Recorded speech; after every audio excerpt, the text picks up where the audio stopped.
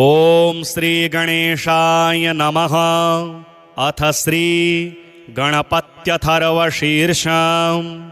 हरिः ओम नमस्ते गणपतये। त्वमेव प्रत्यक्षं तत्त्वमसि। त्वमेव केवलं कर्तासि। त्वमेव केवलं धर्तासि। त्वमेव केवलं हर्तासि। त्वमेव सर्वं खल्विदं ब्रह्मासि। त्वं साक्षादात्मासि नित्यं। ऋतं वच्मि सत्यं वच्मि। अवत्वं माम् अववक्तारम् अवश्रोतारम् अवदातारम् अवधातारम् अवानोचानमवशिष्यम् अवपश्चात्तात् अवपुरस्तात् अवोत्तरात्तात् अवदक्षिणात्तात् अवचोर्ध्वात्तात्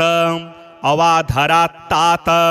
सर्वतो मां पाहि पाहि समन्तात्। त्वं वाङ्मयस्त्वं चिन्मयः।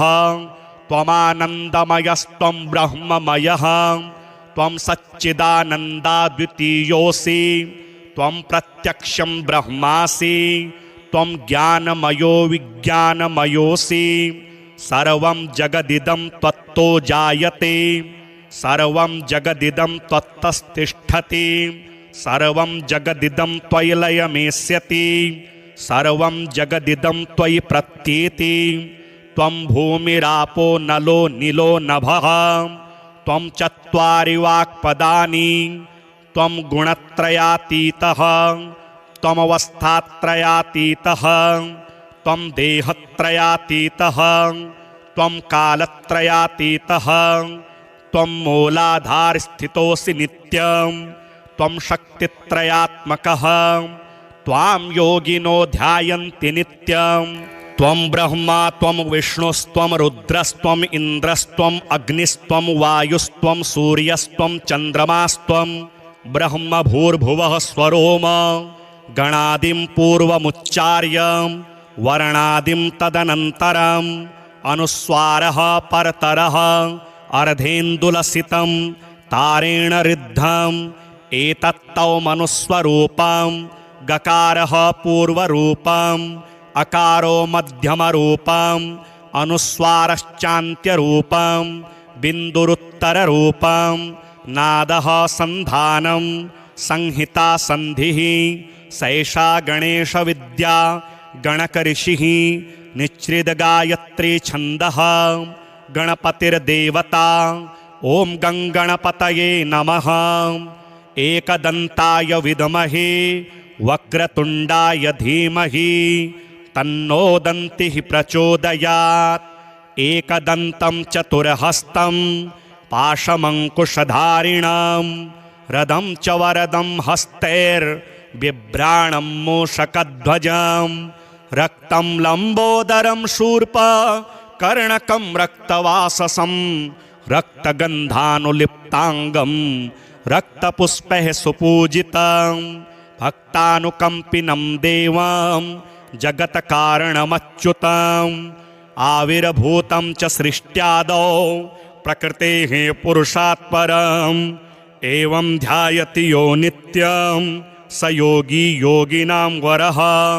नमो व्रातपतये नमो गणपतये नमः प्रमथपतये नमस्तेस्तु लम्बोदराय एकदन्ताय विघ्नविनाशिने शिवसुताय श्रीवरदमूर्तये नमो नमः।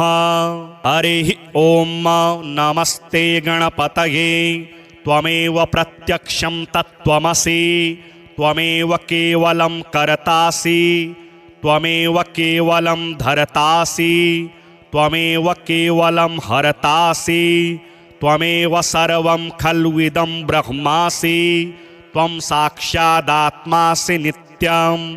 ऋतं वच्मि सत्यं वच्मि। अवत्वं माम् अववक्तारम् अवश्रोतारम् अवदातारम् अवधातारम् अवानोचानमवशिष्यम् अवपश्चात्तात् अवपुरस्तात् अवोत्तरात्तात् अवदक्षिणात्तात् अवचोर्ध्वात्तात् अवाधरात्तात सर्वतो मां पाहि पाहि समन्तात त्वं वाङ्मयस्त्वं चिन्मयः त्वमानन्दमयस्त्वं ब्रह्ममयः त्वं सच्चिदानन्दाद्वितीयोऽसि त्वं प्रत्यक्षं ब्रह्मासि त्वं ज्ञानमयो विज्ञानमयोऽसि सर्वं जगदिदं त्वत्तो जायते सर्वं जगदिदं त्वत्तस्तिष्ठति सर्वं जगदिदं त्वयि लयमेष्यति सर्वं जगदिदं त्वयि प्रत्येति त्वं भूमिरापो नलो नीलो नभः त्वं चत्वारि वाक्पदानि त्वं गुणत्रयातीतः त्वमवस्थात्रयातीतः त्वं देहत्रयातीतः त्वं कालत्रयातीतः त्वं मूलाधारस्थितोऽसि नित्यं त्वं शक्तित्रयात्मकः त्वां योगिनो ध्यायन्ति नित्यं त्वं ब्रह्मा त्वं विष्णुस्त्वं रुद्रस्त्वम् इन्द्रस्त्वम् अग्निस्त्वं वायुस्त्वं सूर्यस्त्वं चन्द्रमास्त्वं ब्रह्म भूर्भुवः स्वरोम गणादिं पूर्वमुच्चार्य वर्णादिं तदनन्तरम् अनुस्वारः परतरः अर्धेन्दुलसितं तारेण ऋद्धम् एतत्तौ मनुस्वरूपं गकारः पूर्वरूपम् अकारो मध्यमरूपम् अनुस्वारश्चान्त्यरूपम् बिन्दुरुत्तररूपम् नादः सन्धानं संहिता सन्धिः सैषा गणेशविद्या गणकऋषिः निच्छ्रितगायत्री छन्दः गणपतिर्देवता ॐ गङ्गणपतये नमः एकदन्ताय विद्महे वक्रतुण्डाय धीमहि तन्नो दन्तिः प्रचोदयात् एकदन्तं चतुर्हस्तं पाशमङ्कुशधारिणं रदं च वरदं हस्तैर्बिभ्राणं मूषकध्वजं रक्तं लम्बोदरं शूर्प कर्णकं रक्तवाससं रक्तगन्धानुलिप्ताङ्गं रक्तपुष्पैः सुपूजितं भक्तानुकम्पिनं देवं जगत्कारणमच्युतम् आविर्भूतं च सृष्ट्यादौ प्रकृतेः पुरुषात् परम् एवं ध्यायति यो नित्यं स योगी योगिनां वरः नमो व्रातपतये नमो गणपतये नमः प्रमथपतये नमस्तेस्तु लम्बोदराय एकदन्ताय विघ्नविनाशिने शिवसुताय श्रीवरदमूर्तये नमो नमः। हरिः ॐ नमस्ते गणपतये त्वमेव प्रत्यक्षं तत्त्वमसि त्वमेव केवलं कर्तासि त्वमेव केवलं धर्तासि त्वमेव केवलं हरतासि त्वमेव सर्वं खल्विदं ब्रह्मासि त्वं साक्षादात्मासि नित्यं ऋतं वच्मि सत्यं वच्मि अवत्वं माम् अववक्तारम् अवश्रोतारम् अवदातारम् अवधातारम् अवानोचानमवशिष्यम् अवपश्चात्तात अवपुरस्तात अवोत्तरात्तात अवदक्षिणात्तात अवचोर्ध्वात्तात अवाधरात्तात सर्वतो मां पाहि पाहि समन्तात त्वं वाङ्मयस्त्वं चिन्मयः त्वमानन्दमयस्त्वं ब्रह्ममयः त्वं सच्चिदानन्दाद्वितीयोऽसि त्वं प्रत्यक्षं ब्रह्मासि त्वं ज्ञानमयो विज्ञानमयोऽसि सर्वं जगदिदं त्वत्तो जायते सर्वं जगदिदं त्वत्तस्तिष्ठति सर्वं जगदिदं त्वयि लयमेष्यति सर्वं जगदिदं त्वयि प्रत्येति त्वं भूमिरापो नलो नीलो नभः त्वं चत्वारि वाक्पदानि त्वं गुणत्रयातीतः त्वमवस्थात्रयातीतः त्वं देहत्रयातीतः त्वं कालत्रयातीतः त्वं मूलाधारस्थितोऽसि नित्यं त्वं शक्तित्रयात्मकः त्वां योगिनो ध्यायन्ति नित्यं त्वं ब्रह्मा त्वं विष्णुस्त्वं रुद्रस्त्वम् इन्द्रस्त्वम् अग्निस्त्वं वायुस्त्वं सूर्यस्त्वं चन्द्रमास्त्वं ब्रह्म भूर्भुवः स्वरोम गणादिं पूर्वमुच्चार्य वर्णादिं तदनन्तरम् अनुस्वारः परतरः अर्धेन्दुलसितं तारेण ऋद्धम् एतत्तौ मनुस्वरूपं गकारः पूर्वरूपम् अकारो मध्यमरूपम् अनुस्वारश्चान्त्यरूपम् बिन्दुरुत्तररूपम् नादः सन्धानं संहिता सन्धिः सैषा गणेशविद्या गणकऋषिः निच्छ्रितगायत्री छन्दः गणपतिर्देवता ॐ गङ्गणपतये नमः एकदन्ताय विद्महे वक्रतुण्डाय धीमहि तन्नो दन्तिः प्रचोदयात् एकदन्तं चतुर्हस्तं पाशमङ्कुशधारिणां रदं च वरदं हस्तैर्बिभ्राणं मूषकध्वजं रक्तं लम्बोदरं शूर्पकर्णकं रक्तवाससं रक्तगन्धानुलिप्ताङ्गं रक्तपुष्पैः सुपूजितं भक्तानुकम्पिनं देवं जगत्कारणमच्युतम् आविर्भूतं च सृष्ट्यादौ प्रकृतेः पुरुषात् परम् एवं ध्यायति यो नित्यं स योगी योगिनां वरः नमो व्रातपतये नमो गणपतये नमः प्रमथपतये नमस्तेस्तु लम्बोदराय एकदन्ताय विघ्नविनाशिने शिवसुताय श्रीवरदमूर्तये नमो नमः। हरिः ॐ नमस्ते गणपतये त्वमेव प्रत्यक्षं तत्त्वमसि त्वमेव केवलं कर्तासि त्वमेव केवलं धर्तासि त्वमेव केवलं हर्तासि त्वमेव सर्वं खल्विदं ब्रह्मासि त्वं साक्षादात्मासि नित्यं ऋतं वच्मि सत्यं वच्मि अवत्वं माम् अववक्तारम् अवश्रोतारम् अवदातारम् अवधातारम् अवानोचानमवशिष्यम् अवपश्चात्तात अवपुरस्तात् अवोत्तरात्तात अवदक्षिणात्तात अवचोर्ध्वात्तात अवाधरात्तात सर्वतो मां पाहि पाहि समन्तात् त्वं वाङ्मयस्त्वं चिन्मयः त्वमानन्दमयस्त्वं ब्रह्ममयः त्वं सच्चिदानन्दाद्वितीयोऽसि त्वं प्रत्यक्षं ब्रह्मासि त्वं ज्ञानमयो विज्ञानमयोऽसि सर्वं जगदिदं त्वत्तो जायते सर्वं जगदिदं त्वत्तस्तिष्ठति सर्वं जगदिदं त्वयि लयमेष्यति सर्वं जगदिदं त्वयि प्रत्येति त्वं भूमिरापो नलो नीलो नभः त्वं चत्वारि वाक्पदानि त्वं गुणत्रयातीतः त्वमवस्थात्रयातीतः त्वं देहत्रयातीतः त्वं कालत्रयातीतः त्वं मूलाधारस्थितोऽसि नित्यं त्वं शक्तित्रयात्मकः त्वां योगिनो ध्यायन्ति नित्यं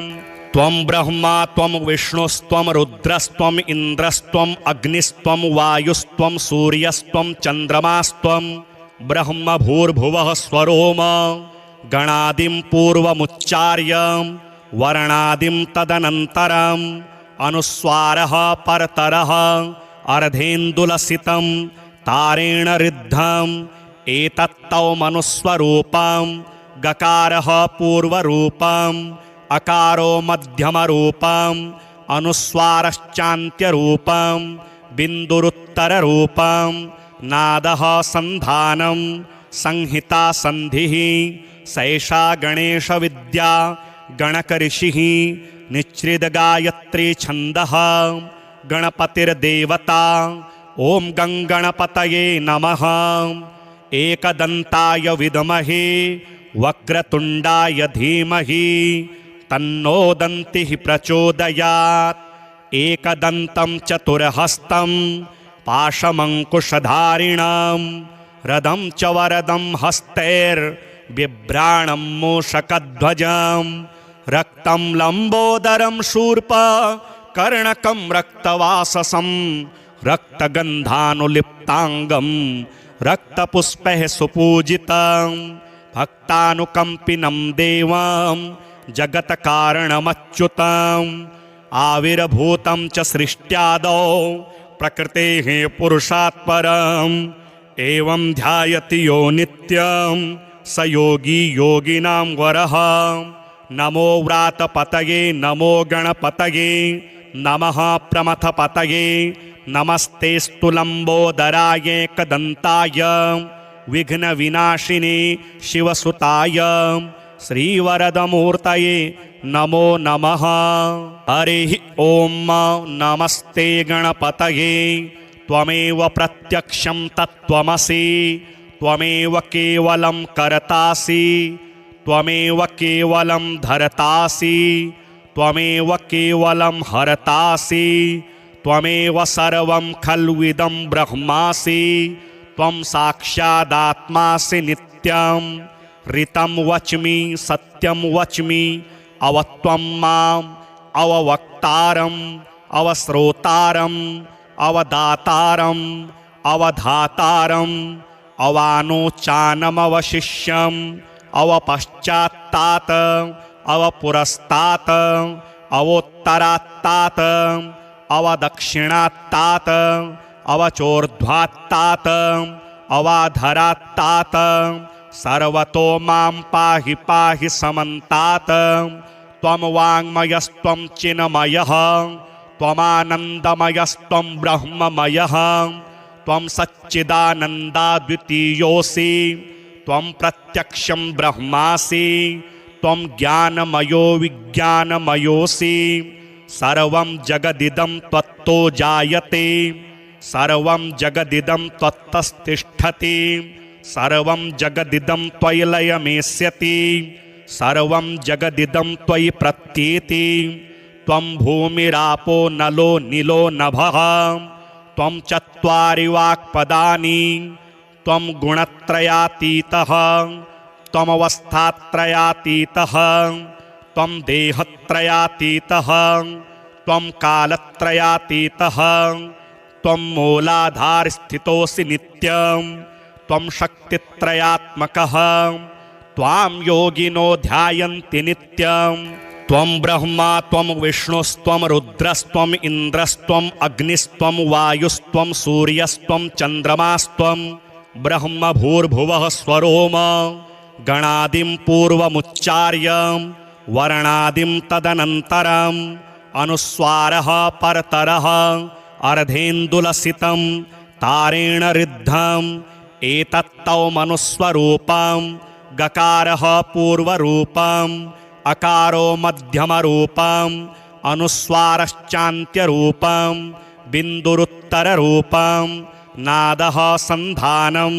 संहिता सन्धिः सैषा गणेशविद्या गणकऋषिः निच्छ्रितगायत्री छन्दः गणपतिर्देवता ॐ गङ्गणपतये नमः। एकदन्ताय विद्महे वक्रतुण्डाय धीमहि तन्नो दन्तिः प्रचोदयात्। एकदन्तं चतुर्हस्तं पाशमङ्कुशधारिणं रदं च वरदं हस्तैर्बिभ्राणं मूषकध्वजं रक्तं लम्बोदरं शूर्पकर्णकं रक्तवाससं रक्तगन्धानुलिप्ताङ्गं रक्तपुष्पैः सुपूजितं भक्तानुकम्पिनं देवं जगत्कारणमच्युतम् आविर्भूतं च सृष्ट्यादौ प्रकृतेः पुरुषात् परम् एवं ध्यायति यो नित्यं स योगी योगिनां वरः। नमो व्रातपतये नमो गणपतये नमः प्रमथपतये नमस्तेऽस्तु लम्बोदराय एकदन्ताय विघ्नविनाशिने शिवसुताय श्रीवरदमूर्तये नमो नमः। हरिः ॐ नमस्ते गणपतये त्वमेव प्रत्यक्षं तत्त्वमसि त्वमेव केवलं कर्तासि त्वमेव केवलं धर्तासि त्वमेव केवलं हर्तासि त्वमेव सर्वं खल्विदं ब्रह्मासि त्वं साक्षादात्मासि नित्यं ऋतं वच्मि सत्यं वच्मि अवत्वं माम् अववक्तारम् अवश्रोतारम् अवदातारम् अवधातारम् अवानोचानमवशिष्यम् अवपश्चात्तात अवपुरस्तात अवोत्तरात्तात अवदक्षिणात्तात अवचोर्ध्वात्तात अवाधरात्तात सर्वतो मां पाहि पाहि समन्तात त्वं वाङ्मयस्त्वं चिन्मयः त्वमानन्दमयस्त्वं ब्रह्ममयः त्वं सच्चिदानन्दाद्वितीयोऽसि त्वं प्रत्यक्षं ब्रह्मासि त्वं ज्ञानमयो विज्ञानमयोऽसि सर्वं जगदिदं त्वत्तो जायते सर्वं जगदिदं त्वत्तस्तिष्ठति सर्वं जगदिदं त्वयि लयमेष्यति सर्वं जगदिदं त्वयि प्रत्येति त्वं भूमिरापो नलो नीलो नभः त्वं चत्वारि वाक्पदानि त्वं गुणत्रयातीतः त्वमवस्थात्रयातीतः त्वं देहत्रयातीतः त्वं कालत्रयातीतः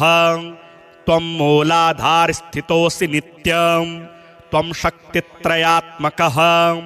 त्वां योगिनो ध्यायन्ति नित्यं त्वं ब्रह्मा त्वं विष्णुस्त्वं रुद्रस्त्वं इन्द्रस्त्वं अग्निस्त्वं वायुस्त्वं सूर्यस्त्वं चन्द्रमास्त्वं ब्रह्म भूर्भुवः स्वरोम गणादिं पूर्वमुच्चार्य वर्णादिं तदनन्तरम् अनुस्वारः परतरः अर्धेन्दुलसितं तारेण ऋद्धम् एतत्तौ मनुस्वरूपं गकारः पूर्वरूपम् अकारो मध्यमरूपम् अनुस्वारश्चान्त्यरूपम् बिन्दुरुत्तररूपम् नादः सन्धानं संहिता संधिः सैषा गणेशविद्या गणकऋषिः निच्छ्रितगायत्री छन्दः गणपतिर्देवता ॐ गङ्गणपतये नमः। एकदन्ताय विद्महे वक्रतुण्डाय धीमहि तन्नो दन्तिः प्रचोदयात्। एकदन्तं चतुर्हस्तं पाशमङ्कुशधारिणं रदं च वरदं हस्तैर्बिभ्राणं मूषकध्वजं रक्तं लम्बोदरं शूर्प कर्णकं रक्तवाससं रक्तगन्धानुलिप्ताङ्गं रक्तपुष्पैः सुपूजितं भक्तानुकम्पिनं देवं जगत्कारणमच्युतम् आविर्भूतं च सृष्ट्यादौ प्रकृतेः पुरुषात् परम् एवं ध्यायति यो नित्यं स योगी योगिनां वरः। नमो व्रातपतये नमो गणपतये नमः प्रमथपतये नमस्तेस्तु लम्बोदराय एकदन्ताय विघ्नविनाशिने शिवसुताय श्रीवरदमूर्तये नमो नमः। हरिः ॐ नमस्ते गणपतये त्वमेव प्रत्यक्षं तत्त्वमसि त्वमेव केवलं कर्तासि त्वमेव केवलं धर्तासि त्वमेव केवलं हर्तासि त्वमेव सर्वं खल्विदं ब्रह्मासि त्वं साक्षादात्मासि नित्यं ऋतं वच्मि सत्यं वच्मि अवत्वं माम् अववक्तारम् अवश्रोतारम् अवदातारम् अवधातारम् अवानोचानमवशिष्यम् अवपश्चात्तात अवपुरस्तात अवोत्तरात्तात अवदक्षिणात्तात अवचोर्ध्वात्तात अवाधरात्तात सर्वतो मां पाहि पाहि समन्तात त्वं वाङ्मयस्त्वं चिन्मयः त्वमानन्दमयस्त्वं ब्रह्ममयः त्वं सच्चिदानन्दाद्वितीयोऽसि त्वं प्रत्यक्षं ब्रह्मासि त्वं ज्ञानमयो विज्ञानमयोऽसि सर्वं जगदिदं त्वत्तो जायते सर्वं जगदिदं त्वत्तस्तिष्ठति सर्वं जगदिदं त्वयि लयमेष्यति सर्वं जगदिदं त्वयि प्रत्येति त्वं भूमिरापो नलो नीलो नभः त्वं चत्वारि वाक्पदानि त्वं गुणत्रयातीतः त्वमवस्थात्रयातीतः त्वं देहत्रयातीतः त्वं कालत्रयातीतः त्वं मूलाधारस्थितोऽसि नित्यं त्वं शक्तित्रयात्मकः त्वां योगिनो ध्यायन्ति नित्यं त्वं ब्रह्मा त्वं विष्णुस्त्वं रुद्रस्त्वम् इन्द्रस्त्वम् अग्निस्त्वं वायुस्त्वं सूर्यस्त्वं चन्द्रमास्त्वं ब्रह्म भूर्भुवः स्वरोम गणादिं पूर्वमुच्चार्य वर्णादिं तदनन्तरम् अनुस्वारः परतरः अर्धेन्दुलसितं तारेण ऋद्धम् एतत्तौ मनुस्वरूपं गकारः पूर्वरूपम् अकारो मध्यमरूपम् अनुस्वारश्चान्त्यरूपम् बिन्दुरुत्तररूपम् नादः सन्धानं संहिता सन्धिः सैषा गणेशविद्या गणकऋषिः निच्छ्रितगायत्री छन्दः गणपतिर्देवता ॐ गङ्गणपतये नमः एकदन्ताय विद्महे वक्रतुण्डाय धीमहि तन्नो दन्तिः प्रचोदयात् एकदन्तं चतुर्हस्तं पाशमङ्कुशधारिणं रदं च वरदं हस्तैर्बिभ्राणं मूषकध्वजं रक्तं लम्बोदरं शूर्पकर्णकं रक्तवाससं रक्तगन्धानुलिप्ताङ्गं रक्तपुष्पैः सुपूजितं भक्तानुकम्पिनं देवं जगत्कारणमच्युतम् आविर्भूतं च सृष्ट्यादौ प्रकृतेः पुरुषात् परम् एवं ध्यायति यो नित्यं स योगी योगिनां वरः नमो व्रातपतये नमो गणपतये नमः प्रमथपतये नमस्तेस्तु लम्बोदराय एकदन्ताय विघ्नविनाशिने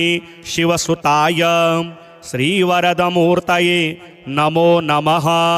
हरिः ॐ नमस्ते गणपतये त्वमेव प्रत्यक्षं तत्त्वमसि त्वमेव केवलं कर्तासि त्वमेव केवलं धर्तासि त्वमेव केवलं हर्तासि त्वमेव सर्वं खल्विदं ब्रह्मासि त्वं साक्षादात्मासि नित्यं ऋतं वच्मि सत्यं वच्मि अवत्वं माम् अववक्तारम् अवश्रोतारम् अवदातारम् अवधातारम् अवानोचानमवशिष्यम् अवपश्चात्तात अवपुरस्तात अवोत्तरात्तात अवदक्षिणात्तात अवचोर्ध्वात्तात अवाधरात्तात सर्वतो मां पाहि पाहि समन्तात त्वं वाङ्मयस्त्वं चिन्मयः त्वमानन्दमयस्त्वं ब्रह्ममयः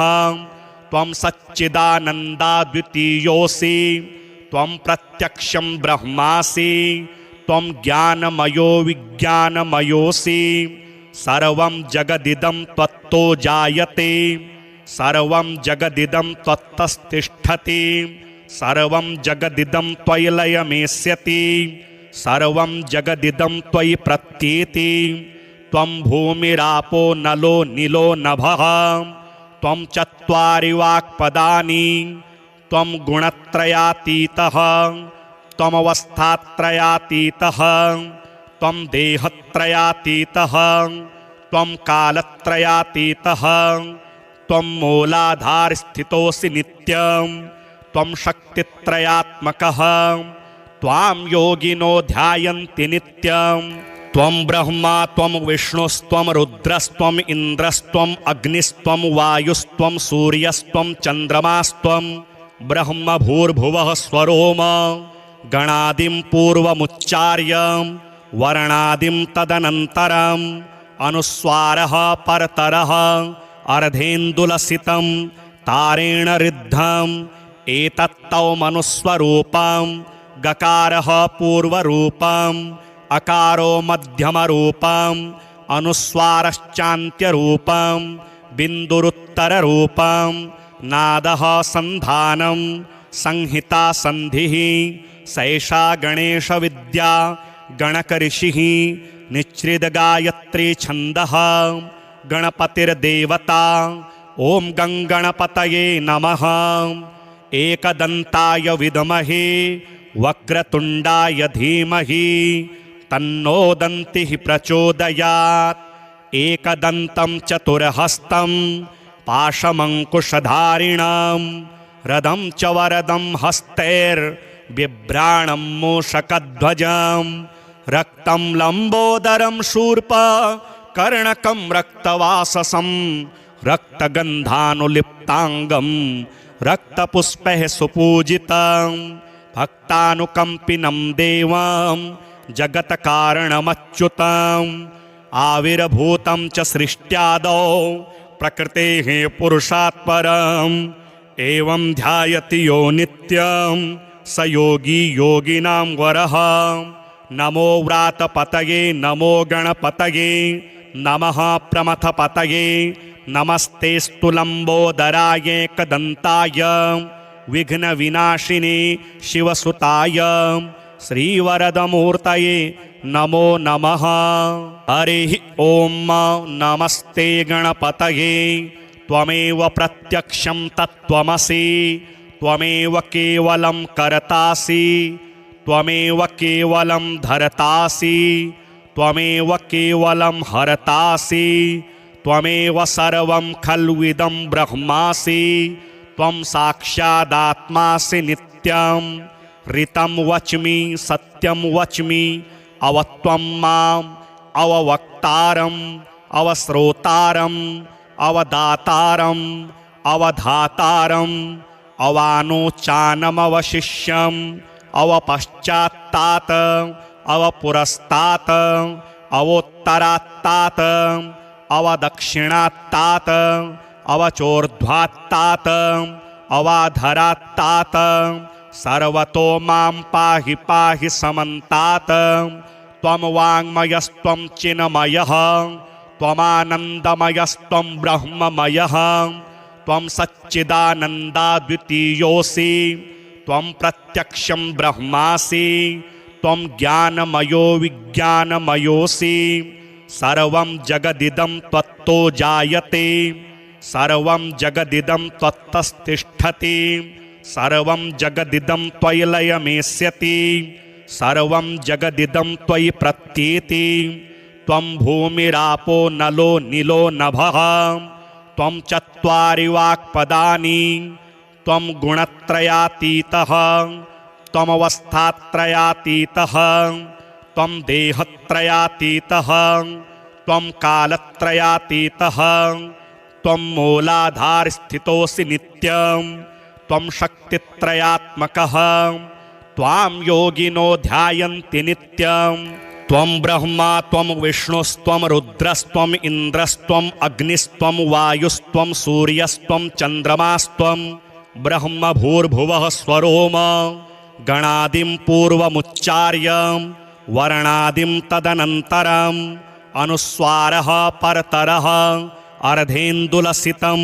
तारेण ऋद्धम् एतत्तौ मनुस्वरूपं गकारः पूर्वरूपम् अकारो मध्यमरूपम् अनुस्वारश्चान्त्यरूपम् बिन्दुरुत्तररूपम् नादः सन्धानं संहिता सन्धिः सैषा गणेशविद्या गणकऋषिः निच्छ्रितगायत्री छन्दः गणपतिर्देवता ॐ गङ्गणपतये नमः एकदन्ताय विद्महे वक्रतुण्डाय धीमहि तन्नो दन्तिः प्रचोदयात्। एकदन्तं चतुर्हस्तं पाशमङ्कुशधारिणां रदं च वरदं हस्तैर्बिभ्राणं मूषकध्वजं रक्तं लम्बोदरं शूर्पकर्णकं रक्तवाससं रक्तगन्धानुलिप्ताङ्गं रक्तपुष्पैः सुपूजितं भक्तानुकम्पिनं देवं जगत्कारणमच्युतम्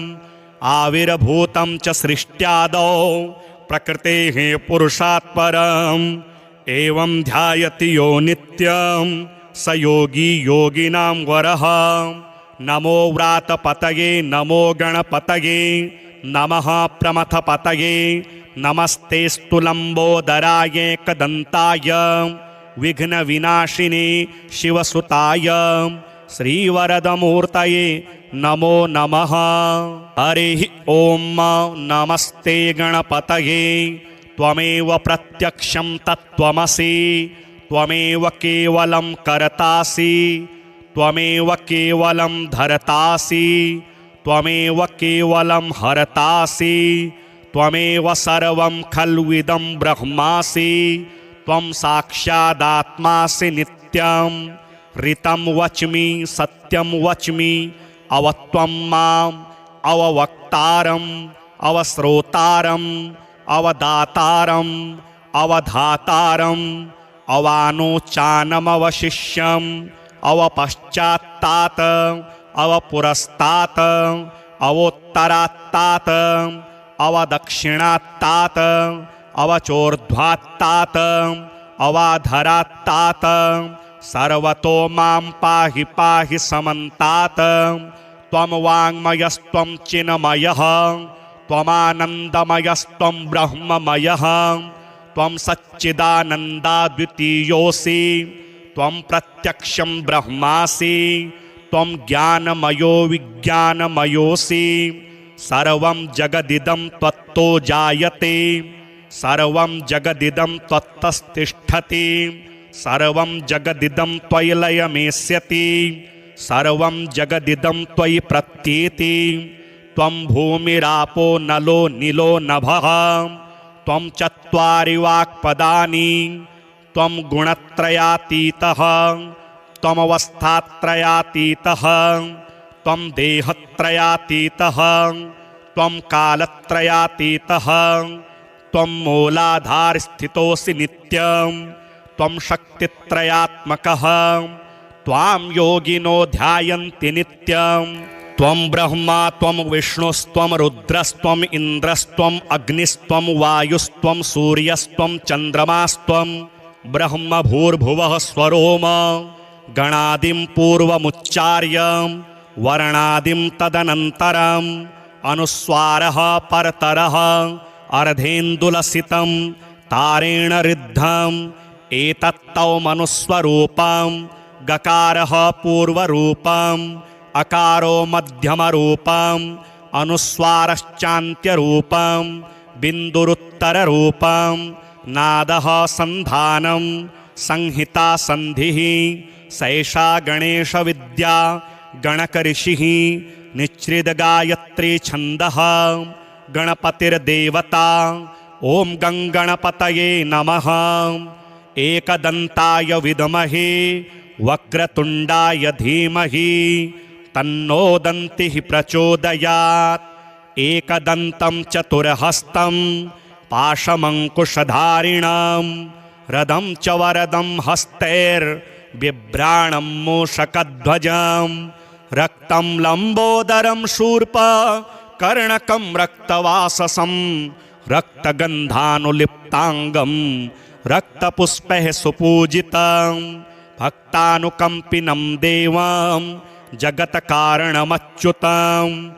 आविर्भूतं च सृष्ट्यादौ प्रकृतेः पुरुषात् परम् एवं ध्यायति यो नित्यं स योगी योगिनां वरः। नमो व्रातपतये नमो गणपतये नमः प्रमथपतये नमस्तेस्तु लम्बोदराय एकदन्ताय विघ्नविनाशिने शिवसुताय श्रीवरदमूर्तये नमो नमः। हरिः ॐ नमस्ते गणपतये त्वमेव प्रत्यक्षं तत्त्वमसि त्वमेव केवलं कर्तासि त्वमेव केवलं धर्तासि त्वमेव केवलं हर्तासि त्वमेव सर्वं खल्विदं ब्रह्मासि त्वं साक्षादात्मासि नित्यं ऋतं वच्मि सत्यं वच्मि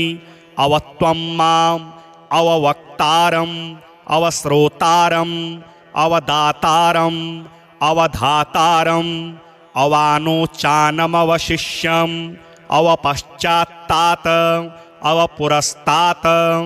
अवोत्तरात्तात् अवदक्षिणात्तात् अवचोर्ध्वात्तात् अवाधरात्तात् सर्वतो मां पाहि पाहि समन्तात् त्वं वाङ्मयस्त्वं चिन्मयः त्वमानन्दमयस्त्वं ब्रह्ममयः त्वं सच्चिदानन्दाद्वितीयोऽसि त्वं प्रत्यक्षं ब्रह्मासि त्वं ज्ञानमयो विज्ञानमयोऽसि सर्वं जगदिदं त्वत्तो जायते सर्वं जगदिदं त्वत्तस्तिष्ठति सर्वं जगदिदं त्वयि लयमेष्यति सर्वं जगदिदं त्वयि प्रत्येति त्वं भूमिरापो नलो नीलो नभः त्वं चत्वारि वाक्पदानि त्वं गुणत्रयातीतः त्वमवस्थात्रयातीतः त्वं देहत्रयातीतः त्वं कालत्रयातीतः त्वं मूलाधारस्थितोऽसि नित्यं त्वं शक्तित्रयात्मकः त्वां योगिनो ध्यायन्ति नित्यं त्वं ब्रह्मा त्वं विष्णुस्त्वं रुद्रस्त्वम् इन्द्रस्त्वम् अग्निस्त्वं वायुस्त्वं सूर्यस्त्वं चन्द्रमास्त्वं ब्रह्म भूर्भुवः स्वरोम गणादिं पूर्वमुच्चार्य वर्णादिं तदनन्तरम् अनुस्वारः परतरः अर्धेन्दुलसितं तारेण ऋद्धम् एतत्तौ मनुस्वरूपं गकारः पूर्वरूपम् अकारो मध्यमरूपम् अनुस्वारश्चान्त्यरूपम् बिन्दुरुत्तररूपम् नादः सन्धानं संहिता सन्धिः सैषा गणेशविद्या गणकऋषिः निच्छ्रितगायत्री छन्दः गणपतिर्देवता ॐ गङ्गणपतये नमः। एकदन्ताय विद्महे वक्रतुण्डाय धीमहि तन्नो दन्तिः प्रचोदयात्। एकदन्तं चतुर्हस्तं पाशमङ्कुशधारिणं रदं च वरदं हस्तैर्बिभ्राणं मूषकध्वजं रक्तं लम्बोदरं शूर्पकर्णकं रक्तवाससं रक्तगन्धानुलिप्ताङ्गं रक्तपुष्पैः सुपूजितं भक्तानुकम्पिनं देवं जगत्कारणमच्युतम् आविर्भूतं च सृष्ट्यादौ प्रकृतेः पुरुषात् परम् एवं ध्यायति यो नित्यं स योगी योगिनां वरः। नमो व्रातपतये नमो गणपतये नमः प्रमथपतये नमस्तेस्तु लम्बोदराय एकदन्ताय विघ्नविनाशिने शिवसुताय श्रीवरदमूर्तये नमो नमः। हरिः ॐ नमस्ते गणपतये त्वमेव प्रत्यक्षं तत्त्वमसि त्वमेव केवलं कर्तासि त्वमेव केवलं धर्तासि त्वमेव केवलं हर्तासि त्वमेव सर्वं खल्विदं ब्रह्मासि त्वं साक्षादात्मासि नित्यं ऋतं वच्मि सत्यं वच्मि अवत्वं माम् अववक्तारम् अवश्रोतारम् अवदातारम् अवधातारम् अवानोचानमवशिष्यम् अवपश्चात्तात् अवपुरस्तात् अवोत्तरात्तात् अवदक्षिणात्तात् अवचोर्ध्वात्तात् अवाधरात्तात सर्वतो मां पाहि पाहि समन्तात त्वं वाङ्मयस्त्वं चिन्मयः त्वमानन्दमयस्त्वं ब्रह्ममयः त्वं सच्चिदानन्दाद्वितीयोऽसि त्वं प्रत्यक्षं ब्रह्मासि त्वं ज्ञानमयो विज्ञानमयोऽसि सर्वं जगदिदं त्वत्तो जायते सर्वं जगदिदं त्वत्तस्तिष्ठति सर्वं जगदिदं त्वयि लयमेष्यति सर्वं जगदिदं त्वयि प्रत्येति त्वं भूमिरापो नलो नीलो नभः त्वं चत्वारि वाक्पदानि त्वं गुणत्रयातीतः त्वमवस्थात्रयातीतः त्वं देहत्रयातीतः त्वं कालत्रयातीतः त्वं मूलाधारस्थितोऽसि नित्यं त्वं शक्तित्रयात्मकः त्वां योगिनो ध्यायन्ति नित्यं त्वं ब्रह्मा त्वं विष्णुस्त्वं रुद्रस्त्वम् इन्द्रस्त्वम् अग्निस्त्वं वायुस्त्वं सूर्यस्त्वं चन्द्रमास्त्वं ब्रह्म भूर्भुवः स्वरोम गणादिं पूर्वमुच्चार्य वर्णादिं तदनन्तरम् अनुस्वारः परतरः अर्धेन्दुलसितं तारेण ऋद्धम् एतत्तौ मनुस्वरूपं गकारः पूर्वरूपम् अकारो मध्यमरूपम् अनुस्वारश्चान्त्यरूपम् बिन्दुरुत्तररूपम् नादः सन्धानं संहिता सन्धिः सैषा गणेशविद्या गणकऋषिः निच्छ्रितगायत्री छन्दः गणपतिर्देवता ॐ गङ्गणपतये नमः एकदन्ताय विद्महे वक्रतुण्डाय धीमहि तन्नो दन्तिः प्रचोदयात् एकदन्तं चतुर्हस्तं पाशमङ्कुशधारिणं रदं च वरदं हस्तैर्बिभ्राणं मूषकध्वजं रक्तं लम्बोदरं शूर्पकर्णकं रक्तवाससं रक्तगन्धानुलिप्ताङ्गं रक्तपुष्पैः सुपूजितं भक्तानुकम्पिनं देवं जगत्कारणमच्युतम् आविर्भूतं च सृष्ट्यादौ प्रकृतेः पुरुषात् परम् एवं ध्यायति यो नित्यं स योगी योगिनां वरः नमो व्रातपतये नमो गणपतये नमः प्रमथपतये नमस्तेस्तु लम्बोदराय एकदन्ताय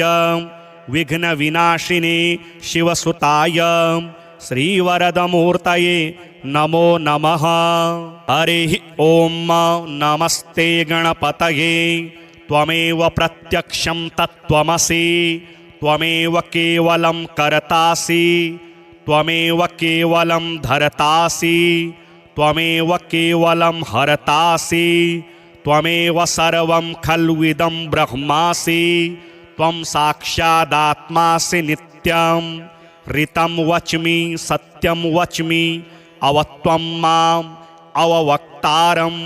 अवश्रोतारम् अवदातारम् अवधातारम्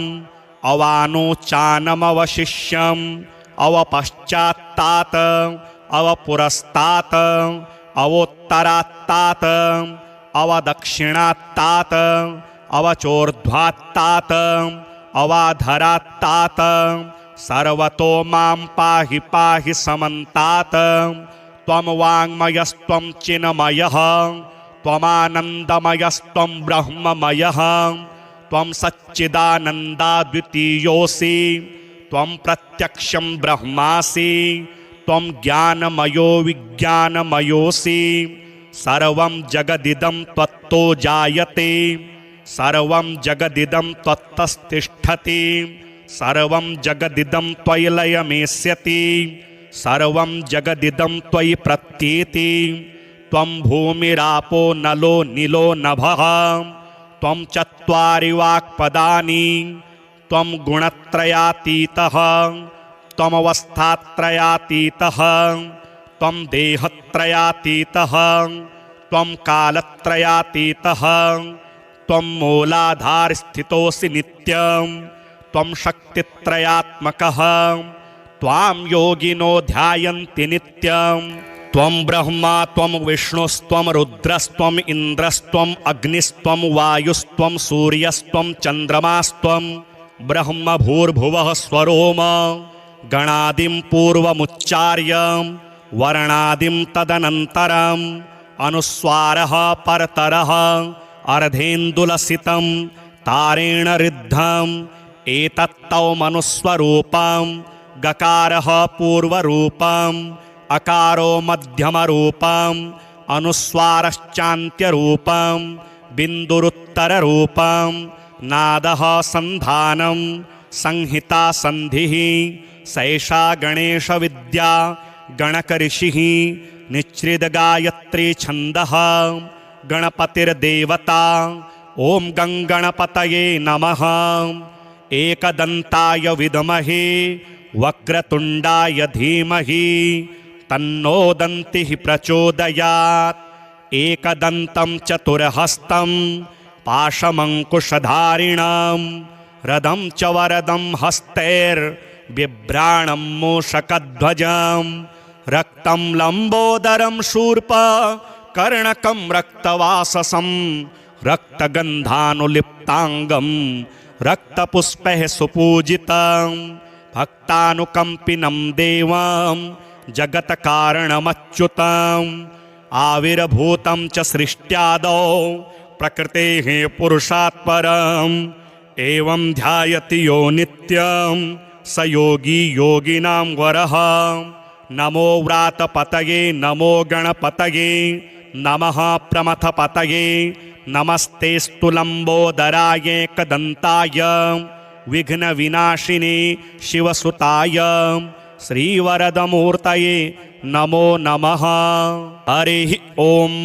नमस्ते गणपतये त्वमेव प्रत्यक्षं तत्त्वमसि त्वमेव केवलं कर्तासि त्वमेव केवलं धर्तासि त्वमेव केवलं हर्तासि त्वमेव सर्वं खल्विदं ब्रह्मासि त्वं साक्षादात्मासि नित्यं ऋतं वच्मि सत्यं वच्मि अवत्वं माम् अववक्तारम् अवश्रोतारम् अवदातारम् अवधातारम् अवानोचानमवशिष्यम् अवपश्चात्तात् अवपुरस्तात् अवोत्तरात्तात् अवदक्षिणात्तात् अवचोर्ध्वात्तात् अवाधरात्तात् सर्वतो मां पाहि पाहि समन्तात् त्वं वाङ्मयस्त्वं चिन्मयः त्वमानन्दमयस्त्वं ब्रह्ममयः त्वं सच्चिदानन्दाद्वितीयोऽसि त्वं प्रत्यक्षं ब्रह्मासि त्वं ज्ञानमयो विज्ञानमयोऽसि सर्वं जगदिदं त्वत्तो जायते सर्वं जगदिदं त्वत्तस्तिष्ठति सर्वं जगदिदं त्वयि लयमेष्यति सर्वं जगदिदं त्वयि प्रत्येति त्वं भूमिरापो नलो नीलो नभः त्वं चत्वारि वाक्पदानि त्वं गुणत्रयातीतः त्वमवस्थात्रयातीतः त्वं देहत्रयातीतः त्वं कालत्रयातीतः त्वं मूलाधारस्थितोऽसि नित्यं त्वं शक्तित्रयात्मकः त्वां योगिनो ध्यायन्ति नित्यं त्वं ब्रह्मा त्वं विष्णुस्त्वं रुद्रस्त्वम् इन्द्रस्त्वम् अग्निस्त्वं वायुस्त्वं सूर्यस्त्वं चन्द्रमास्त्वं ब्रह्म भूर्भुवः स्वरोम गणादिं पूर्वमुच्चार्य वर्णादिं तदनन्तरम् अनुस्वारः परतरः अर्धेन्दुलसितं तारेण ऋद्धम् एतत्तौ मनुस्वरूपं गकारः पूर्वरूपम् अकारो मध्यमरूपम् अनुस्वारश्चान्त्यरूपम् बिन्दुरुत्तररूपम् नादः सन्धानं संहिता सन्धिः सैषा गणेशविद्या गणकऋषिः निच्छ्रितगायत्री छन्दः गणपतिर्देवता ॐ गङ्गणपतये नमः। एकदन्ताय विद्महे वक्रतुण्डाय धीमहि तन्नो दन्तिः प्रचोदयात्। एकदन्तं चतुर्हस्तं पाशमङ्कुशधारिणं रदं च वरदं हस्तैर्बिभ्राणं मूषकध्वजं रक्तं लम्बोदरं शूर्पकर्णकं रक्तवाससं रक्तगन्धानुलिप्ताङ्गं रक्तपुष्पैः सुपूजितं भक्तानुकम्पिनं देवं जगत्कारणमच्युतम् आविर्भूतं च सृष्ट्यादौ प्रकृतेः पुरुषात् परम् एवं ध्यायति यो नित्यं स योगी योगिनां वरः। नमो व्रातपतये नमो गणपतये नमः प्रमथपतये नमस्तेस्तु लम्बोदराय एकदन्ताय विघ्नविनाशिने शिवसुताय श्रीवरदमूर्तये नमो नमः।